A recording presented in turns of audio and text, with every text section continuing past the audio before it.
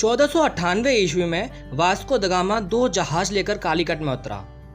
उन दोनों जहाज के चालक गुजराती थे, जिन्होंने अफ्रीका तट से कालीकट तक इन जहाज़ों को रास्ता दिखाया था।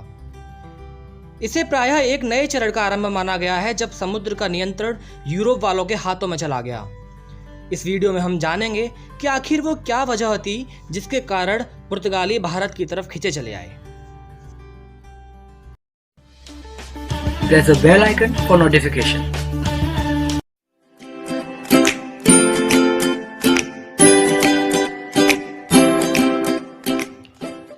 मोटे तौर पर कहा जाए तो पुर्तगाली ऐसे समय में भारत आए जब यूरोप में दलदलों की सफाई, जंगलों की कटाई और एक से अधिक वैज्ञानिक फसल चक्र के कारण मवेशियों की संख्या और मांस की आपूर्ति बढ़ रही थी और यूरोपीय अर्थव्यवस्था तेजी से सुधर रही थी। रोमन काल से ही पूर्वी वस्तुओं की भारी मांग चली आ रही थी। इनमें चीन का रेशम तथा भारत और दक्षिण पूर्व एशिया के मसाले और जड़ी बूटियां शामिल थीं।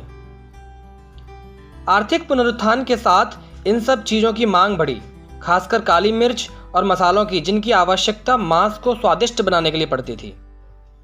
चारे की कमी के कारण जाड़ों में अनेक मवेशी मार दिए जाते थे और उनके मांस को नमक लगाकर रख दिया जाता था।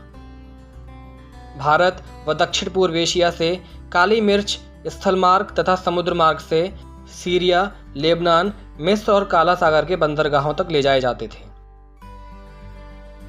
1453 ईस्वी में उस्मानिया सल्तनत ने जब एशिया माइनर को जीत लिया और कुस्तुनतुनिया पर अधिकार कर लिया, तो पूर्व और पश्चिम के बीच के पुराने व्यापारिक मार्ग तुर्कों के नियंत्रण में आ गए।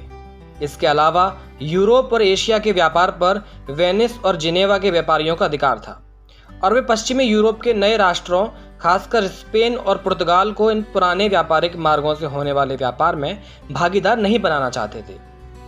इसलिए पश्चिमी यूरोप के देश और व्यापारी भारत और इंडोनेशिया के स्पाइस आइलैंड के लिए नए और अधिक सुरक्षित समुद्री मार्गों की तलाश करने लगे। स्पाइस आइलैंड या मसालों के द्वीप को तब ईस्ट इंडीज के नाम से जाना जाता था। उनकी मंशा व्यापार पर अरबों और वेनिस वासियों के एकाधिकार को तोड़ना, तुर्कों की शत्रुता मोल लेने से बचना और पूर्व से सीधे व्यापार संबंध स्थापित करना था, क्योंकि 15वीं सदी में जहाज निर्माण और समुद्री यातायात में बहुत प्रगति हुई थी। इसलिए वे यह काम करने में अच्छी तरह समर्थ थे। इसके अलावा पुनर्जागरण ने पश्चिमी यूरोप के लोगों में दुस्साहस ही कार्य करने की भावना खूब बढ़ दी थी।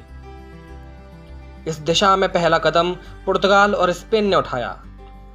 इन देशों के नागरिकों ने अपनी अपनी सरकारों की सहायता से और उनकी आज्ञा पर भौगोलिक खोजों का एक महान युग आरंभ किया।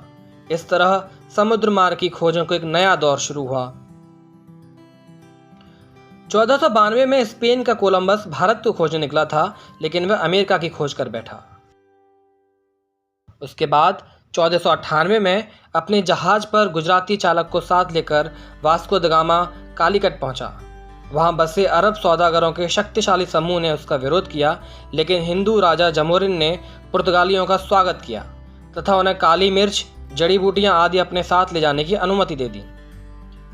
पुर्तगाल में वास्को द गामा की लाई गई वस्तुओं की कीमत पूरे अभियान की लागत की 60 गुनी आंकी गई। इसके बावजूद भारत और यूरोप के बीच सीधा व्यापार धीमे ही बढ़ा। इसका एक कारण पुर्तगाल सरकार का एकाधिकार था। आरंभ से ही पुर्तगाली शासक पूर्वी व्यापार से न सिर्फ यूरोप और एशिया के प्रतियोगी राष्ट्रों को, बल्कि निजी पुर्तगाली व्यापारियों को भी बाहर रखकर उसे शाही एकाधिकार बनाने के लिए कमर कसे हुए थे। 16वीं सदी के उत्तरार्ध में इंग्लैंड, हॉलैंड और फिर बाद में फ्रांस जैसी उभरती हुई व्यापारिक और प्रतिद्वंदी शक्तियों ने विश्व व्यापार पर स्पेनी और पुर्तगाली एकाधिकार के खिलाफ कड़ा संघर्ष छेड़ दिया। इस संघर्ष में स्पेन और पुर्तगाल की हार हुई।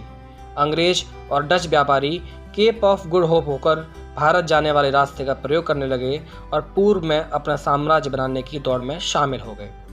अगर आपको ये वीडियो पसंद आई हो तो वीडियो को लाइक कीजिएगा, शेयर कीजिएगा, चैनल को जरूर सब्सक्राइब कीजिएगा और ऐसे ही दिलचस्प वीडियो को देखने के लिए बने रहिए हिस्ट्री की मिस्ट्री के साथ। धन्यवाद।